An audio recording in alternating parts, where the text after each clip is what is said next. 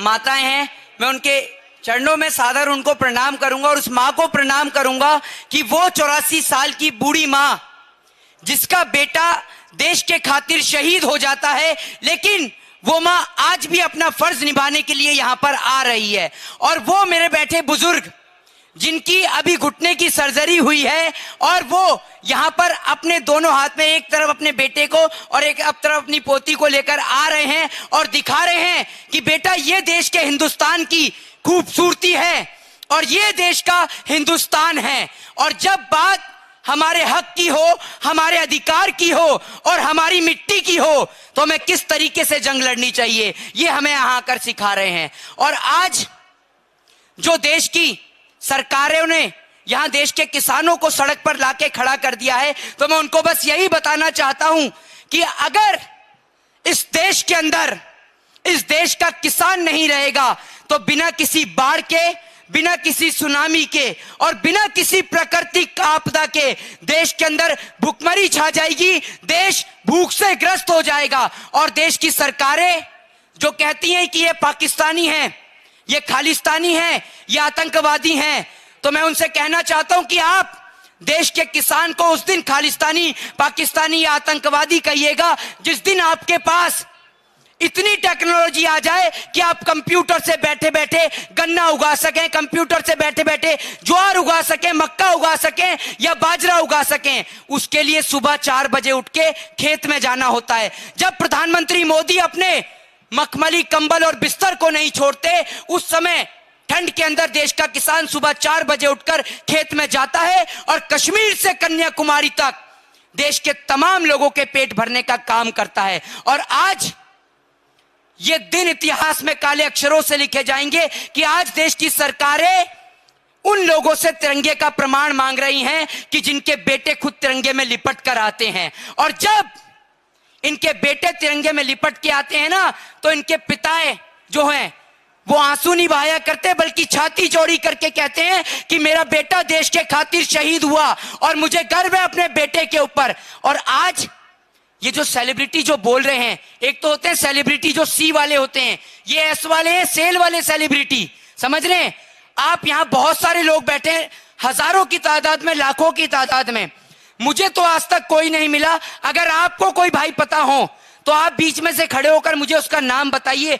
एक ऐसे देश के अंदर सेलिब्रिटी का नाम बता दीजिए जिसका बेटा देश के खातिर शहीद हुआ हो, या देश के अंदर एक ऐसे नेता का नाम बता दीजिए जिसका बेटा देश के खातिर शहीद हुआ हो।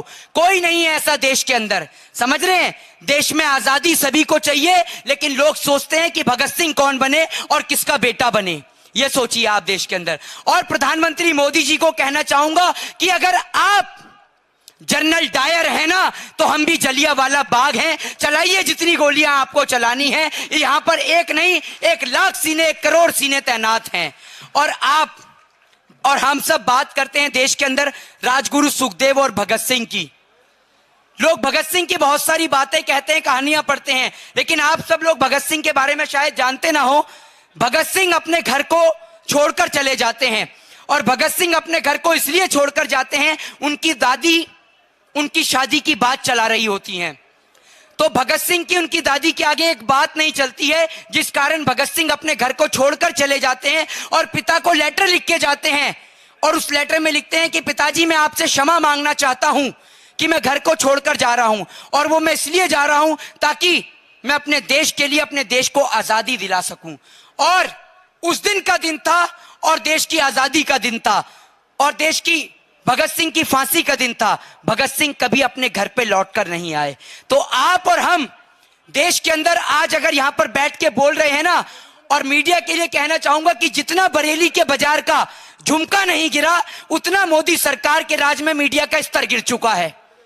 और आज आप और हम जो बोल रहे हैं ना यहां पर, और मैं भी जो यहां पर खड़े होकर बोल रहा हूं, ये देन है देश के अंदर उन क्रांतिकारियों की, उन राजगुरु सुखदेव, मौलाना अब्दुल कलाम आजाद, भगत सिंह की, शहीद चंद्रशेखर आजाद की, अशफाकुल्लाह खां की। वरना आज भी अगर ये लोग फांसी के फंदे को नहीं चूमते ना, तो आज भी आप और हम किसी अंग्रेज के घर में बैठ के उसके जूते और चप्पल साफ कर रहे होते। तो ये आजादी हमें देश के उन क्रांतिकारियों ने दिलवाई है।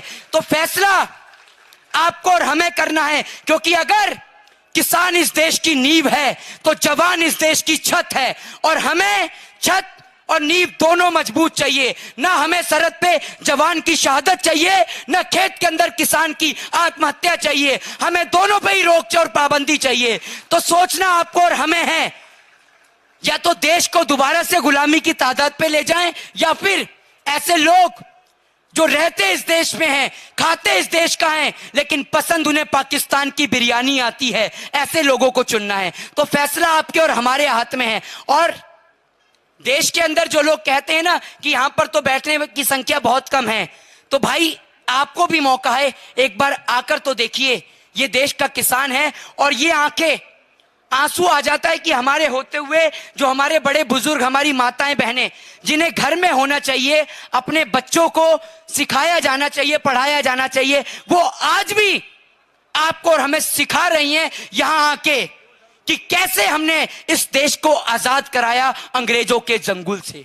और आपको और हमें इस देश को दोबारा से गुलाम नहीं होने देना, क्योंकि सारा ही देश जानता है कि आज जो लोग हैं ना, ये लोग वो लोग हैं कि जब सारा देश अंग्रेजों से लड़ाई लड़ रहा था, लोहा लड़ रहा था, ये लोग रानी विक्टोरिया को सलाम ठोकने में लग रहे थे, अंग्रेजों के जूते और चप्पल चाटने में लगे हुए थे।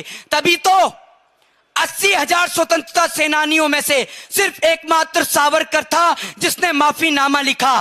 तभी तो उसे ब्रिटिश गवर्नमेंट जो है 60 रुपए पेंशन देती थी, वरना बता दीजिए। क्योंकि और आज जो लोग कहते हैं ना कि किसान के अंदर यहां पर जाति और धर्म से जोड़ने का काम करते हैं, तो मैं उनको बता दूं कि यह आंदोलन ना पंजाब का है ना हरियाणा का है, यह आंदोलन मेरे देश के हिंदुस्तान का है, उस हर एक नागरिक का है जो देश के अंदर किसान के पैदा किए हुए अनाज को खाता है। और जब बात आज उसके अनाज के, उसके रोटी का कर्ज अदा करने की है, तो अगर आप लोग अपने पैरों को पीछे हटा लेंगे ना, तो आप लोग कायर और बुज़दिल कहलाए जाएंगे। क्योंकि अगर आपका खून जाति और धर्म के नाम पर धधकता है ना, और किसान के नाम पर नहीं धधकता, तो आप समझ लीजिए कि आपका खून नहीं, वो पानी है, और उस पानी का कोई इलाज नहीं है। तो किसान के नाम पर जागिए, क्योंकि अगर किसान नहीं रहेगा तो देश में भुखमरी छा जाएगी। और अंत में अपनी वाणी को विराम देते हुए कहना चाहता हूं, क्योंकि देश के लोगों को भूलने की बहुत गंदी आदत है। आप और हम, क्योंकि मैं उस समय नहीं था, लेकिन बैठे मेरे यहां पर बुजुर्ग उस समय जरूर थे, कि जब हमारे देश के अंदर अमेरिका से वो सड़ा हुआ वो पीएल लाल गेहूं आता था, जिसे खाकर देश के लोग बीमार होते थे, तब भारत देश में नारा दिया गया, जय जवान जय किसान का नारा, कि भूखे मर जाएंगे लेकिन अमेरिका से सड़ा हुआ गेहूं नहीं लाएंगे। लेकिन आज देश की सरकार दोबारा से वही नौबत लाने को खड़ी कर रही है। अरे एक बात आप मुझे बताइए, मात्र चंद उद्योगपतियों के खातिर देश के तमाम किसानों को बलि का बकरा बनाना क्या जायज है? अरे सरकारें और प्रधानमंत्री मोदी जी के झूठ के बारे में तो क्या बोला जाए, ये तो पूरा देश ही जानता है। ये इतना झूठ बोलते हैं, कहते हैं भाइयों बहनों मित्रों, हवाई चप्पल वाला भी हवाई यात्रा करेगा। और आप ये देखिए, पहले तो कोविड के दौरान लोगों के पैर से हवाई चप्पल छीन ली, और अब एयरपोर्ट ही बेच दिया, तो ना रहेगा बांस और ना बजेगी बांसुरी। तो ये वो लोग हैं, इन्होंने देश में कुछ बनाया नहीं है, लेकिन बेचा बहुत कुछ है। और एक अंत में बस एक बात बोलना चाहूंगा छोटी सी, कि जो लोग कहते हैं कि 26 जनवरी के दिन घटना को लेकर, तो ये उनके लिए कहना चाहता हूं कि 26 जनवरी के दिन देश का तिरंगा अपनी जगह वही लहर रहा था, उसी जगह लहर रहा था।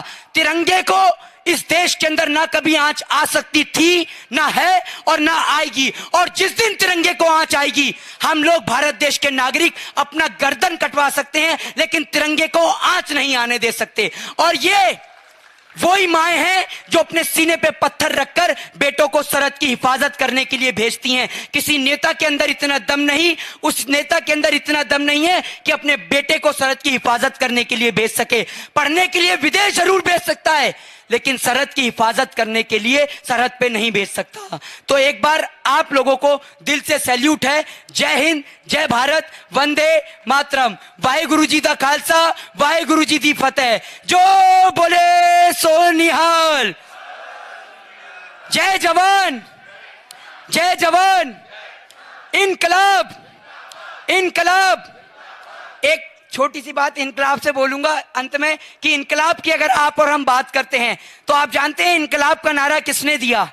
इनकलाब का नारा देने वाले आज हमारे बीच नहीं है। शहीद भगत सिंह, जिन्हों को एक खंबे से बांध दिया गया था ब्रिटिश गवर्नमेंट के द्वारा, और खंबे से बांधकर उनके तन बदन से कपड़ों को उतारकर उन्हें पीटा गया था, मारा गया था।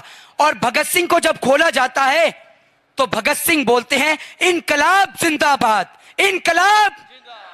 तो ब्रिटिश ऑफिसर उनसे पूछता है कि तुम्हें दर्द नहीं होता?